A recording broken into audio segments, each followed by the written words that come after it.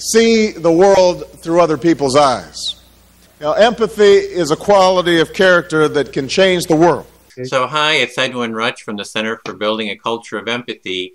And today I'm here in dialogue with Steve Taylor. And Steve, I'm just looking on your bio here, and it says you're a psychologist, a lecturer in psychology in Leeds Metropolitan University, and author of several best-selling books on psychology and spirituality.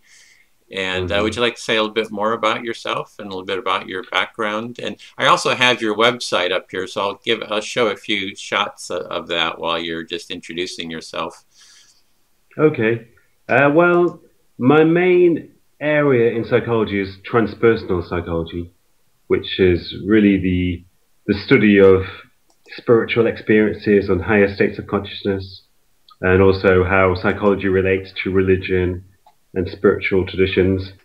So that's my main area in academia. That's where I'm specialized. I've done some research into psychological transformation or spiritual transformation, particularly spiritual experiences which arise from turmoil and trauma that people have been through. And I'm very interested in the psychological causes of higher states of consciousness. You know, I'm not one of the type of psychologists who looks into brain activity and tries to explain human experience in terms of brain activity. I'm interested in spiritual or psychological experiences. And yes, I've published a number of books on those themes. My first book was called The Fall. That was looking into the history of consciousness, and it tries to explain human behavior in terms of psychological factors which were determined earlier in human history. But empathy has always been one of my underlying interests, and I always thought it's very interesting that when I speak to people who've undergone spiritual transformation or psychological transformation, then one of the main characteristics they identify is always a higher level of empathy, a greater sense of connection to other people, which usually manifests itself in altruism. They start to live more altruistically. Often those people even change their career paths. They switch away from being ambitious and status driven to being more altruistic and choosing new professions which reflect that. Yeah. So it sounds like it's when I've seen that as well in spirituality. It's like, you know, what is spirituality? And a large part of it seems is that sense of connection with others and life in general, and kind of just that strong feeling of emotion that happens when we have that sense of connection. Yeah, it's a lot to do with expanding the boundaries of the self. What often happens is that when people undergo spiritual experiences, their self-boundaries become much softer, or maybe they break down altogether. So rather than living in a narrow world of self-centeredness and self-interest, people suddenly feel that they're part of this, you know, wider network of humanity, or even beyond humanity, wider network of life, or just of the cosmos in general. And as a result, they feel a strong sense of compassion to other people, a strong desire to alleviate the suffering of other people. And as I say, it's mainly to do with going from separateness to connectedness. It's as if people are no longer islands of individuality. They become part of this wider ocean. Separateness seems to break down. Well, that's really what I'm looking at here with, you know, from at the Center of Building a Culture of Empathy, is how do we create a culture of empathy? So how do we create a culture, society that fosters that sense of connection, you know, connection with ourselves, connection with each other, and connection with the larger community, and perhaps even all of nature and existence. So in your article, you had kind of addressed some of these questions. You had a nice quote here that I saw. Is like in the article, it was actually in the Psychology Today. It was an article, Empathy, the ability that makes us truly human. And there was a quote or a sentence. You said, "To a large extent, all human brutality, all oppression, cruelty, and most crime is a result of a lack of empathy." So it's pretty much saying that if we're separate, you know, it's like, and disconnected from others, that a lot of these social problems that we have are caused by a lack of that connection. And so I guess my question is, what can we do to create that empathy and that social connection? Well, yeah, I think that's true. I think if you go back thousands of years in history, you know, human history is to a large extent an endless catalogue of warfare, of oppression, of conflict and chaos and brutality. And as I say in the article, I think that's largely due to a lack of empathy. And I think in previous centuries, a lack of empathy was largely a result of a lack of connection between people. For example, people weren't able to understand each other's languages. They had very few encounters with each other. So you had lots of groups of people living in isolation from one another, unable to understand each other. And slowly, over the last few centuries, there's been an increasing amount of connectedness due to mobility, linguistic changes. And I think one of the interesting things, if you look back over the last 300 years of history, there's been in some parts of the world and in some sections of society, there's been a slow increase in empathy, towards animals, a slow increase in empathy towards marginalized groups. And it's very slow, and it's not one of the most significant aspects of the world today, but it's been a very marked change. I mean, if you went back, for example, I live in the UK, in England. If I went back 400 years to live in London 400 years ago, I'd be totally amazed by the lack of empathy, by the complete brutality and cruelty of people towards one another, by the brutality of punishments and towards animals and to other people. So there's definitely been a slow increase in empathy. And I think, as I say, I think partly that's to do with increasing connection between people, increasing interaction between different groups and societies. So I think in general, the more people from different groups interact, the more divisions begin to break down. I think it's a lot to do with social identity, that when people identify themselves as members of a particular group, then usually they see themselves as opposed in some ways to other groups, and therefore conflicts can easily develop. So those social identities could be ethnic identities, religious identities, political identities, and so forth. But the more communication and interaction, the more those divisions begin to break down. So one thing which I think would be important is for any institution or organization which supports social division or social identity should be dissolved or done away with.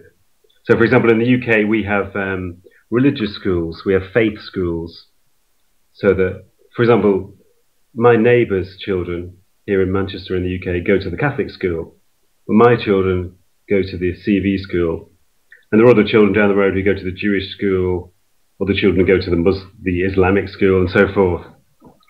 And in a minor way, this obviously creates division in society because it creates social identity, and therefore social identity leads to division and potential conflict.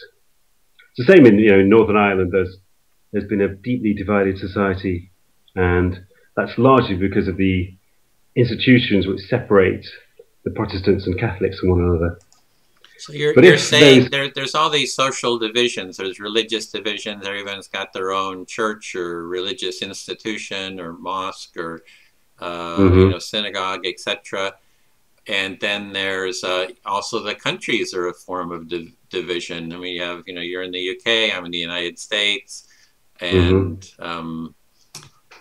I get there's all kinds of different clubs. There was the clubs where some people could go and others don't belong. So there's just all these different ways of kind of organizing society into groups. And so somehow it sounds like you're saying to kind of reduce that in some way, which seems like a hard thing to do.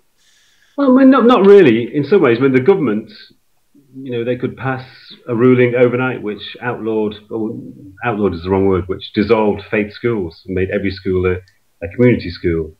That would go a long way to dissolving some of the social identities and some of the divisions. So people from different faiths would have more interaction.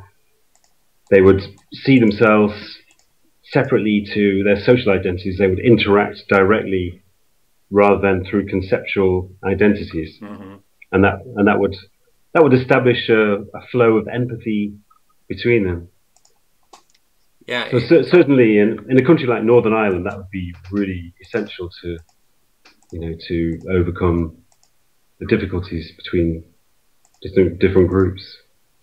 Would you like to make a few comments about your article? Maybe go through what you covered in there. I don't know if you have it up there or you recall right off. Yeah, well,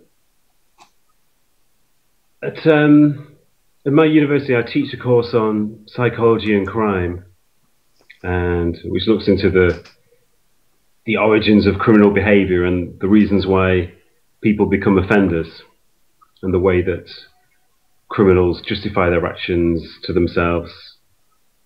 But fundamentally, crime, the root of crime, is the lack of empathy. And that's been very evident in restorative justice programs, where offenders have said that they become capable of empathizing just through hearing the victims speak, and they become for the first time able to relate to the victim's predicament and to become really aware of the suffering they've inflicted. Mm-hmm. So that suggests that if people become capable of empathizing, then they will no longer be capable, at least to the same degree, of committing crimes. It's really when people become isolated entities and their own desires take precedence over their own ability to relate to other people, when they can't see beyond their own self-centered desires, and they can't take another person's perspective, that's when crime becomes possible. Now, if you, for example, if you're a robber and you rob an old lady on the street, you steal her handbag on the street, and if you really could see the effect of your behavior from her perspective, the pain and suffering you'd be inflicting, then you'd be unable to do it. Mm-hmm.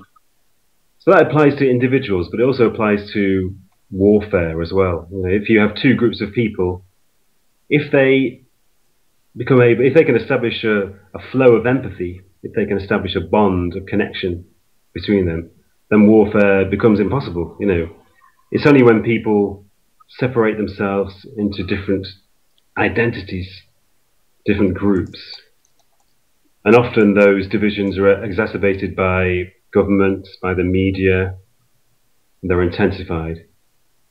But once the flow of empathy establishes itself, then crime and warfare become unlikely and perhaps even impossible. Yeah, so it sounds like you're saying that those divisions between people, one way of bringing them together, especially if it's related to crime or some kind of a harm done to someone, is to bring people into a restorative justice process, which is often like a circle process where everyone who's been involved in or affected by a crime, they come into a circle and they dialogue about it, and they keep dialoguing and hearing how the other person felt, what their experiences was. And it's kind of like that process kind of brings the connection. It kind of fosters that empathic connection. Have you been kind of involved in that, in restorative justice, or is it just something you've just heard of, or have you actually? It's not something I've been directly involved in, but it's something I've been aware of through my researches into criminal behavior and through teaching psychology and crime. And I think it's very interesting because when justice is often a kind of abstract process where criminals are not confronted with the consequences of their behavior, but it makes it a much more real and much more human process And also, it's interesting that in some ways it relates, it harks back to indigenous cultures as well. That's the way that they would deal with problems and the way that they would restore justice. So it's a very natural and a very human process, and it takes away, the abstraction from justice. Yeah.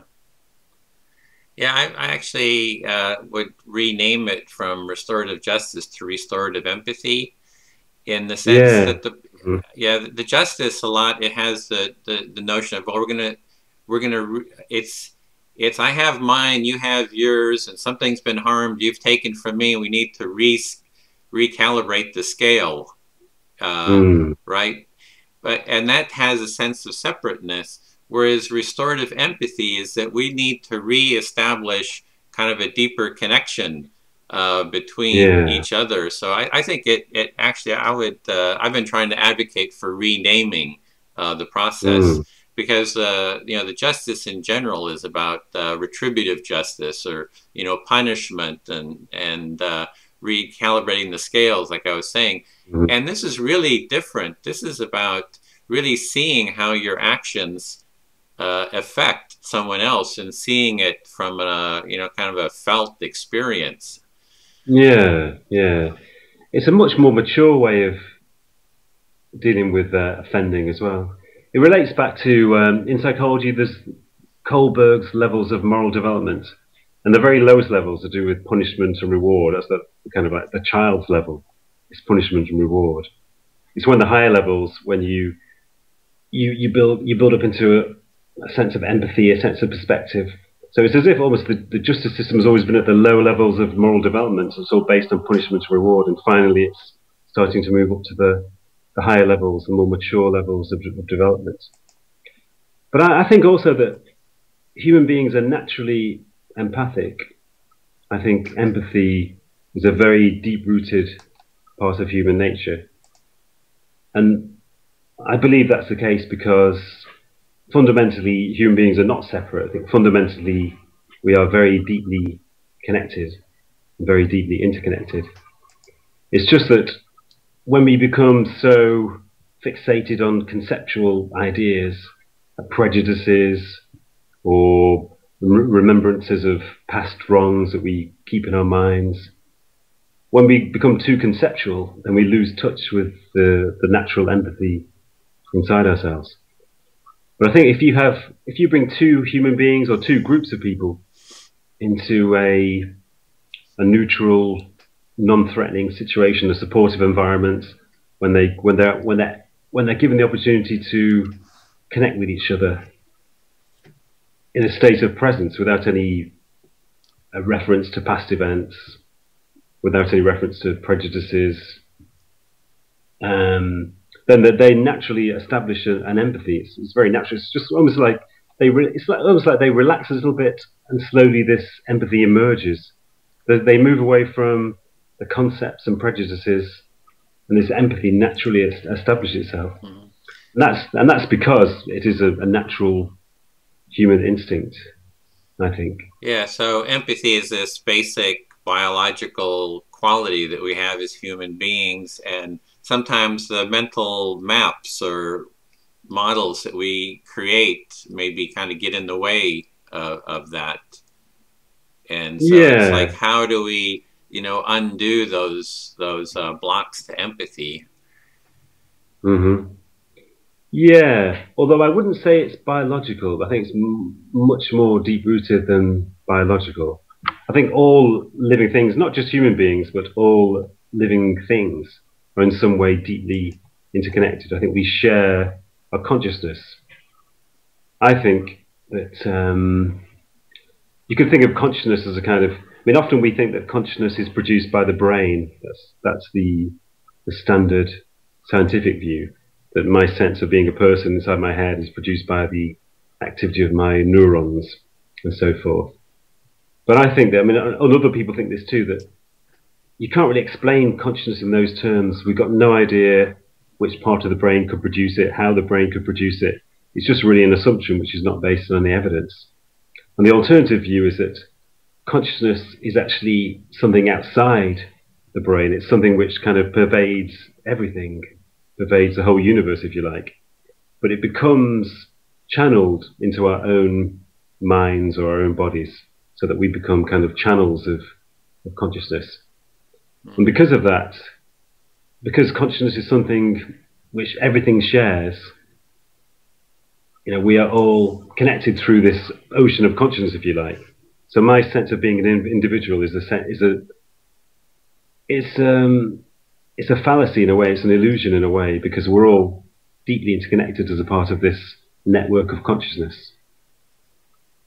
So consciousness is like this, I mean, I guess kind of is a question of what is consciousness, but so it just pervades all of existence, and we're just kind of part of that, and if we're aware of it, maybe we see our connection to everyone and everything. Yeah, and that's how empathy works. Empathy works because we share this deep interconnection, because we're all manifestations of this all-pervading consciousness. That's how we are connected, and that's how empathy, flows through that connection, if you like. Well, it seems like there's kind of two ways of looking at that. One is that we create a conceptual idea that's how things are, and then that kind of makes us have a feeling of connectedness. And the other, and it might not even be true, doesn't matter, but we have that idea. And the other is that it is maybe true, but it's I don't know if there's any kind of scientific I don't know, support for that, or. Well, it's partly experiential, because I've done a lot of research into transpersonal or spiritual experiences.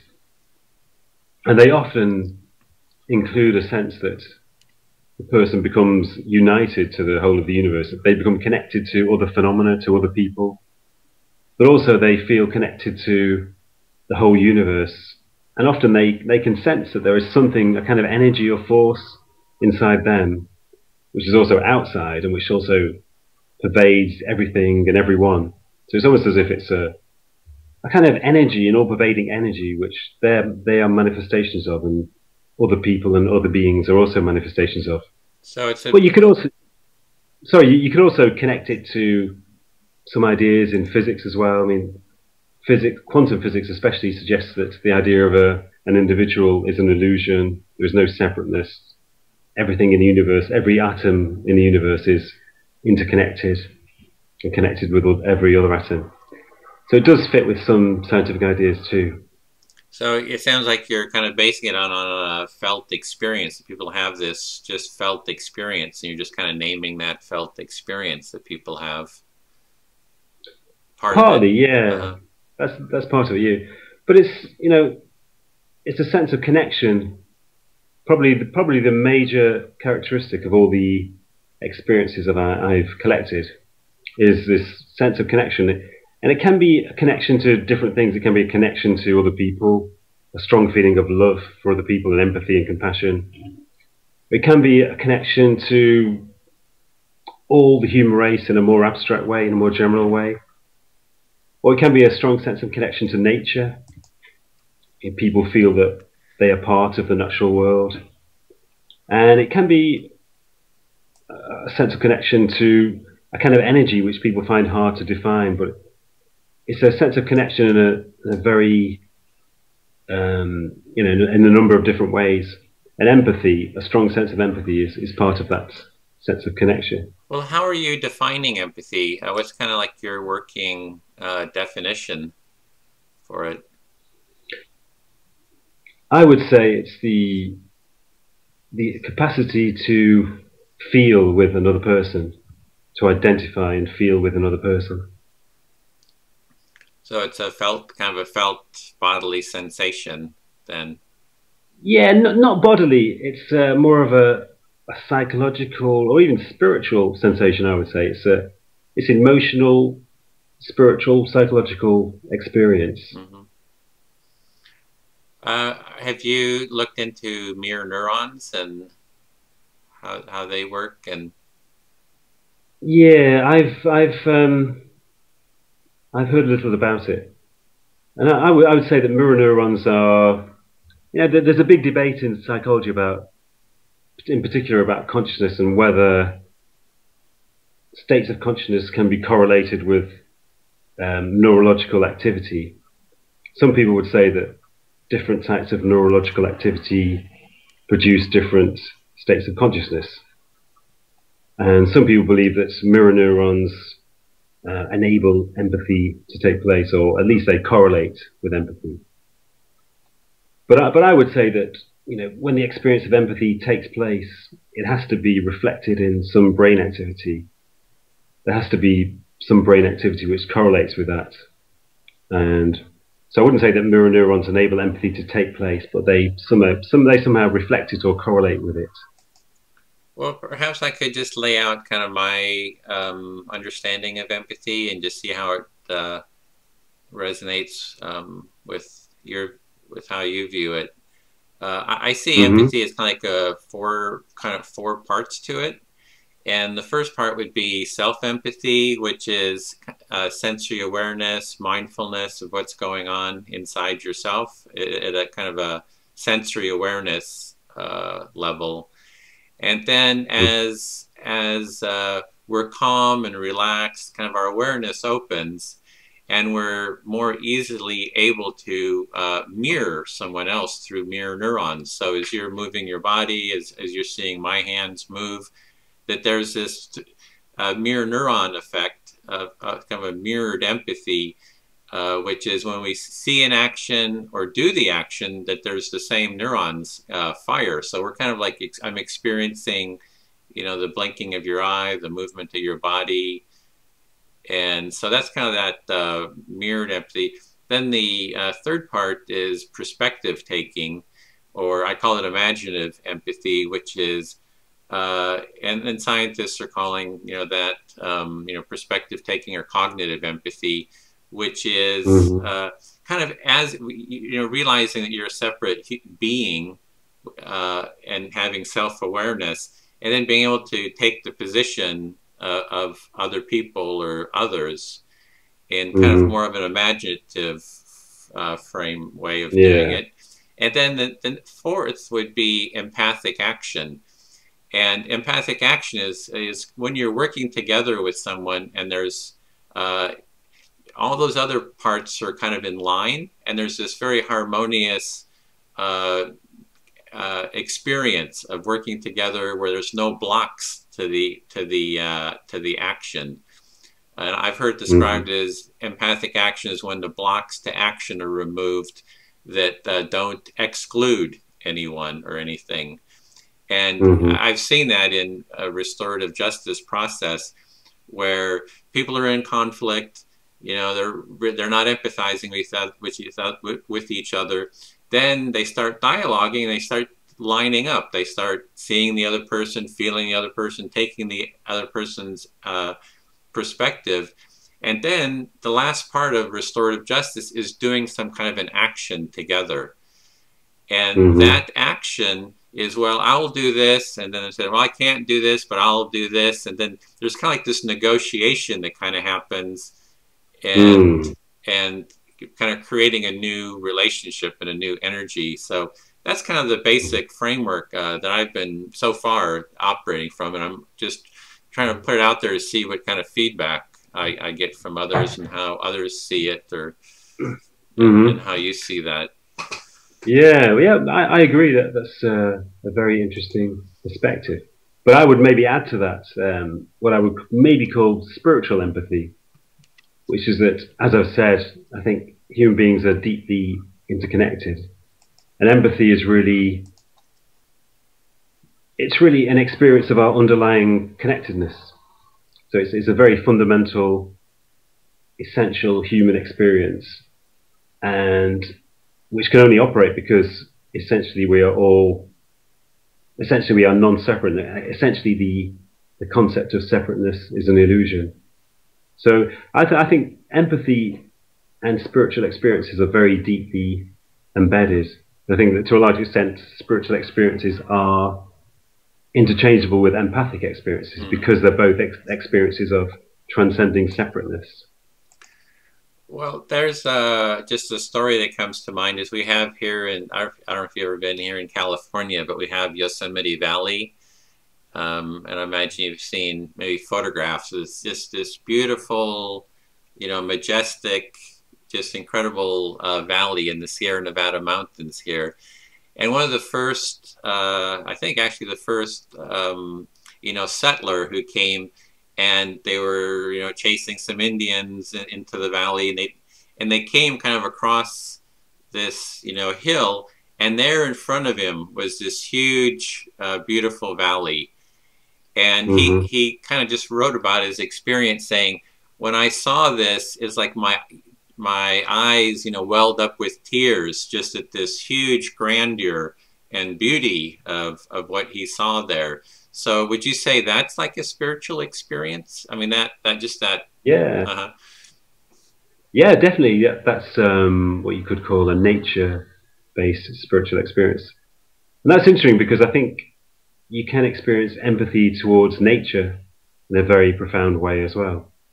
I think Native Americans probably did experience that in quite a profound way, and I think many of the world's indigenous peoples do experience a strong sense of empathy towards nature, and that sense of empathy comes from their feeling that they are connected to nature. And I think in our culture the lack of respect and the exploitation of nature stems from our sense of separateness to it, a sense that we are individuals living amongst nature rather than actually as part of nature. Because indigenous peoples, because they respect the earth and they respect other living beings to such an extent, because they empathize with them, they find it difficult to countenance the idea of abusing nature. So it's a little bit like the relationship between a criminal and a victim. If the criminal can't empathize with the victim, then crime is a possibility. And it's also the same with human beings and nature. If we can't empathize with nature, then environmental destruction becomes a possibility. So yeah, I think that's in relation to nature. When people feel a sense of empathic connection to nature, then you could also describe that as a spiritual experience. So it might be comparing domination. I mean, there's a lot of you can try dominating someone else. You're kind of like shutting yourself down, trying to make them do what you want. Or nature, it's like dominating nature and seeing yourself as separate, and instead of kind of an experience of the emotional connection that's there. Yeah, it's very similar to if you have two human beings, they can have a power-based hierarchical relationship. I can be the aristocrat, you can be the peasant, um, or just in everyday terms, I can feel that I have a higher status than you. You may feel that you have a low status, so I am the dominator, you are the dominated person. So that's always a possibility. In any relationship, there's always a hierarchical relationship which is possible. And that's the same with human beings and nature. We have a hierarchical attitude towards other living beings and towards nature itself. We feel that we have a higher status. We feel that we are entitled to abuse and exploit other life forms and nature in general. But there's also another possibility, which is that two human beings can have a deeply felt empathic connection towards one another. And when you have that, you don't need to have a hierarchical relationship. The experience of connection becomes deeply satisfying and fulfilling. And so you don't need the thrill of feeling that you're in a higher status position, because the relationship itself is very fulfilling. And it's the same with our relationship with nature. If we could generate a sense of connection to nature, then we wouldn't need to exploit it. We wouldn't need the sort of the power ego-based thrill of dominating and exploiting. We'd just enjoy the sense of connection and harmony. Is that something you've striven for? I mean, you've written books about that experience. It sounds like that's been important to you, and that's something you've been striving for, is that sense of connection. Yeah, but I feel I have it naturally. Whenever I go into the countryside, I feel myself open up naturally. I feel this sense of calmness descend on me. It's not very dramatic. It's a very sort of, I keep using the word flow, and in a way it is a flow. I feel this flow of connection between myself and nature. And yeah, it's, you know, everyday stresses seem to fade away, and you know, it is a sense of connection re-establishing itself. Sometimes if I become too stressed out or I've spent too long in the city, I need to go into the countryside just to feel that sense of connection again. So it sounds like stress, as you mentioned, stress, that's one of the impediments maybe to empathy. I think so, yeah, because I think any type of psychological problem tends to make people more self-centered and self-preoccupied. So, for example, it's quite well known that depression makes people more self-preoccupied and less empathic. And stress, you know, whatever its origins, it has psychological consequences. It produces anxiety and makes people feel uncomfortable within themselves. So, yeah, naturally that diverts people's energies and attention away from wider concerns and makes them more self-centered. Well, it seems to me that fear is one of the big causes of that. That I mean, just from my own experience, that as I'm afraid, I can feel my awareness kind of shrink to kind of be focused on, you know, what's the danger that I'm feeling, and feel myself closed off. Whereas empathy seems to take a bit of a, you know, an opening kind of a quality to it, kind of. Yeah, I think so. Fear is a big one, and also competition. I mean, I suppose competition is the fear of not being able to take what you should get, not being able to. Competition is the fear that other people will snatch away what you could grasp. So I think competition and the way that our societies encourage competition also takes away the capacity for empathy. But I mean, there's a really good quote from the Upanishads, which is an ancient Indian text, and it says, where there is no separation, there is no fear. Where there is separation, there is fear. So it suggests that all fear stems from separation. And I think that's very true. And you could say that all hostility stems from separation too. So you could say where there is no separation, there is no hostility. It's only when people separate themselves into individuals with their own sets of desires and needs, and also when groups separate themselves into separate groups with different identities and different goals, that's when hostility and fear are engendered. So you know, as I was saying, I'm looking at how do we build a culture of empathy. So it's how do we, you know, have transform society so it supports that connection. And so far, you were saying one is kind of get rid of a lot of those concepts that separate us, you know, the different religions, nationalities, and other structures like that. And then the other one is bring in more restorative process, restorative justice. So what else would you say there is that we've really come up with? I mean, just to kind of summarize the what it is. Well, I think the quality of empathy should be much more important in jobs, and particularly in high status, high responsibility roles in our society. For example, politicians, teachers, heads of corporations. I don't think anybody should be allowed to take on a high status role, be a politician, be the boss of a corporation, without having a high level of empathy. And usually at the moment, empathy is kind of seen as a weakness. Yeah. But empathy should be seen as an essential quality for any high status role. But usually what happens is that people with the least empathy take the high status roles, because a lack of empathy often correlates with, you know, high ambition, strong desires for power, very driven people. So usually the people with least empathy rise to the top and take responsibility and make decisions.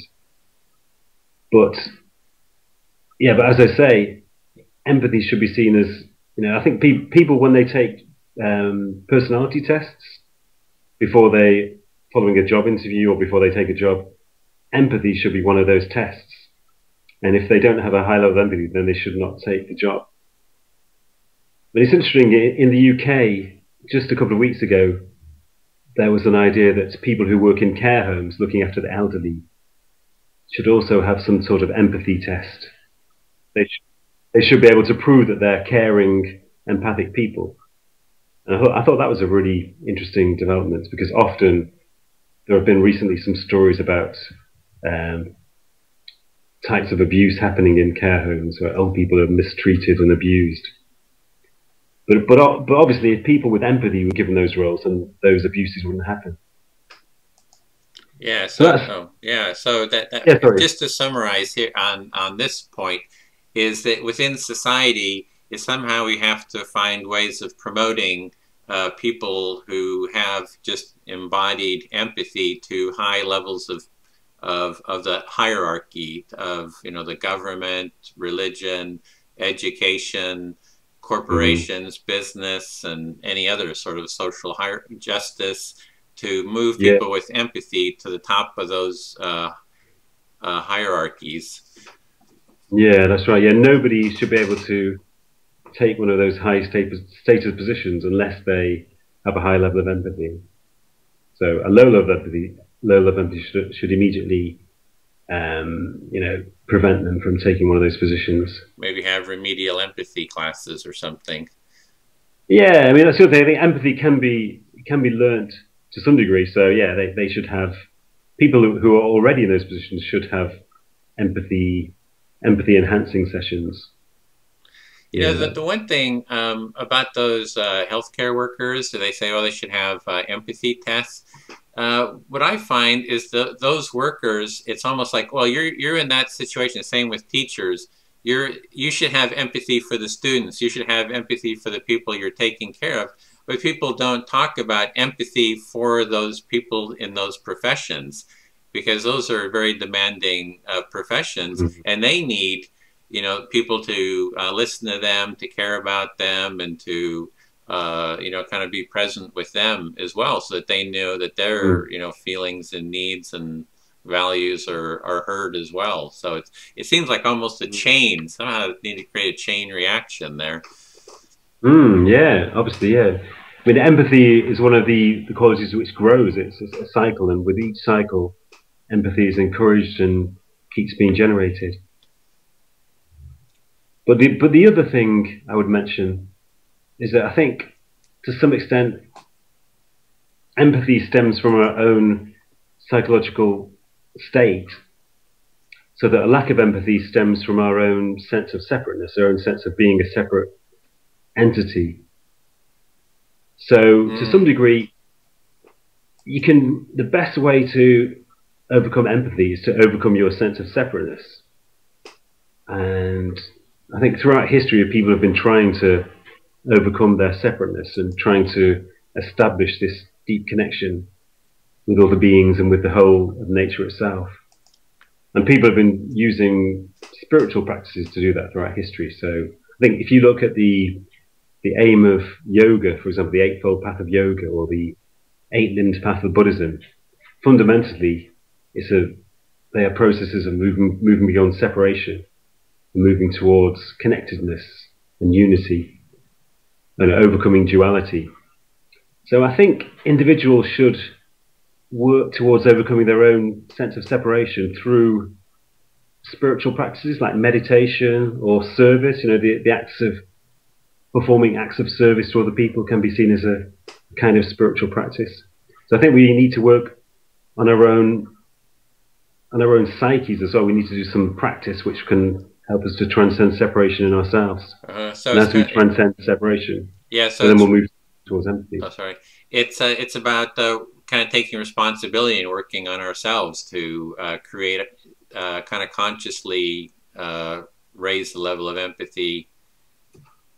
Yeah, yeah. At the same time as changing society in certain ways, we can also change our own psyche. We can transcend the separateness within our own minds and establish that psychological or emotional connection with other people and with the world in general. And that will also help to engender empathy. Yeah, so those a lot of good ideas there. So it was we're gonna dissolve a lot of these social boundaries. We're going to promote people who have empathy to the top of the society. We're going to promote everybody kind of working on themselves to create more empathy as a conscious quest, I guess, kind of.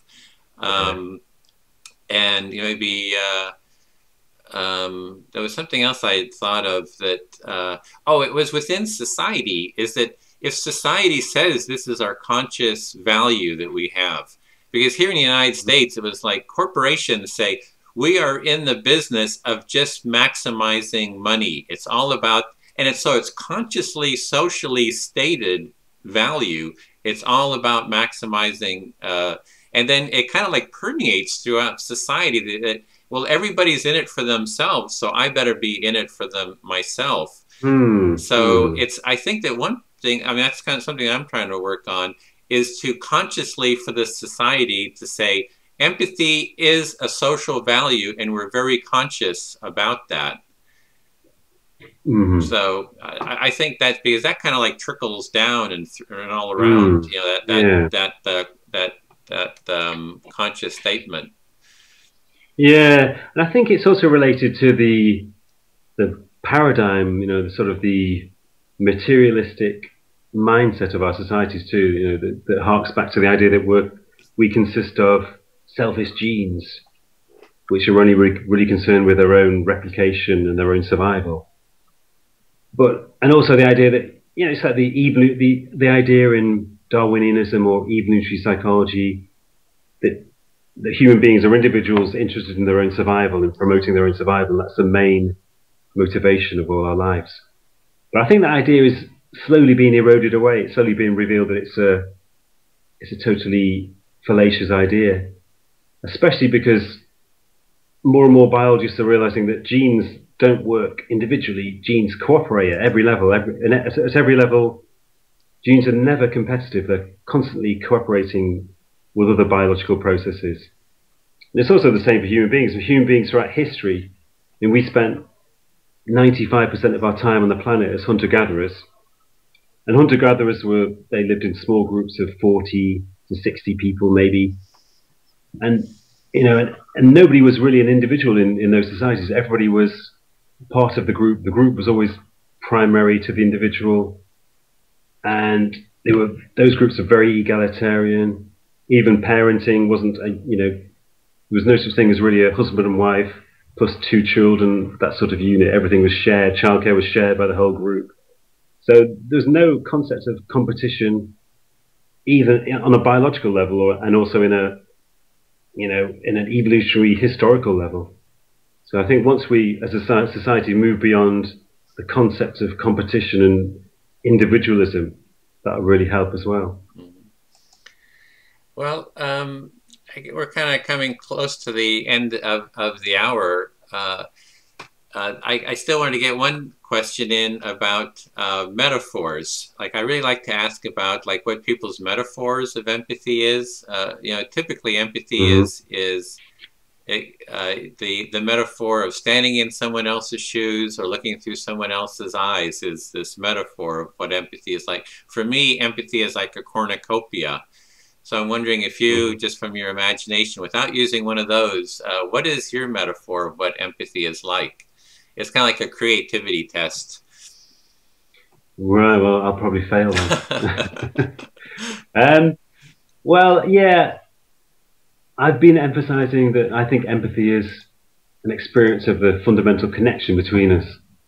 So I'd say that empathy is the experience of swimming through the ocean of oneness, which we're all immersed in, and which we're all part of. So empathy is swimming, let me just reflect that. Empathy is swimming through the ocean of oneness. Yeah. Great. And, oh, one other thing is, what does empathy feel like as a bodily sensation? Like if you just, kind of close your eyes, mindfulness, when you're feeling deep empathy, what does that feel like as a felt experience within your body? Well, it's difficult to describe. It's a powerfully. Let me try to explain it.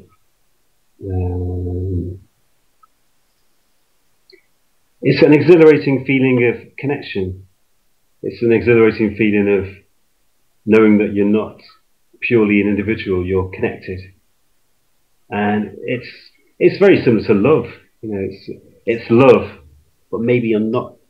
It's a mild form of love, I would say. Yeah, so that I've kind of seen it that way too. That empathy, there's kind of like this. Some people say, well, we need a culture of love, which is all good and well.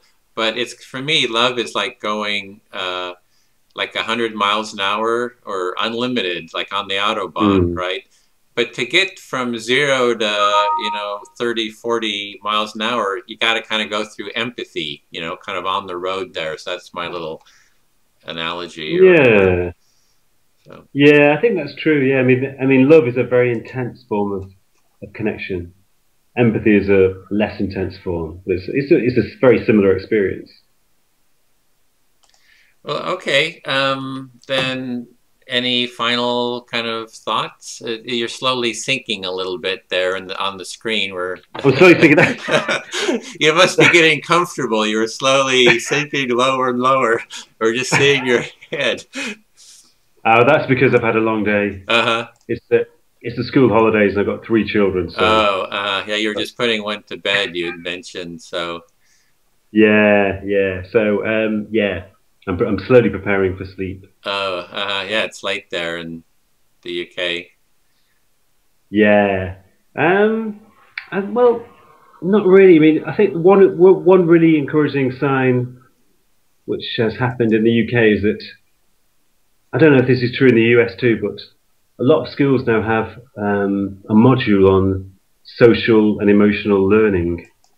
So every week, or sometimes 2 or 3 times a week, they have lessons in trying to understand other people's feelings, or they explore different emotions. So that's been happening for a few years now, but it's a really encouraging development, I think. It seems to be a recognition of the idea that, empathy and other values can be learned and should be encouraged. So there's hope. It's kind of coming into the schools now, and yeah, it's coming into the schools, and also in the UK now, the government is investigating well-being. They've commissioned surveys into well-being about what produces well-being, and they've just produced the results of the first national survey in the UK about happiness levels and different levels of happiness in different groups. So that's quite encouraging too. Oh, good. So we're moving along on our quest for building a culture of empathy. It looks like it's hopeful. Well, I want to thank you, Steve, for taking the time, writing that article, and I hope you write a book on it. That would be. I thought about it. It was a really nice article. I mean, it was really well written. So I think you've got a real. That's especially why I wanted to talk to you, because it was just very articulate and very warm, kind of an article. So. Thanks for taking the time, and hope we can kind of keep in contact and talk more about this. And so yeah, okay, yeah. Thanks, Edwin. Okay. I've enjoyed it too. Oh, good. Okay, take care. See the world through other people's eyes. Empathy is a quality of character that can change the world.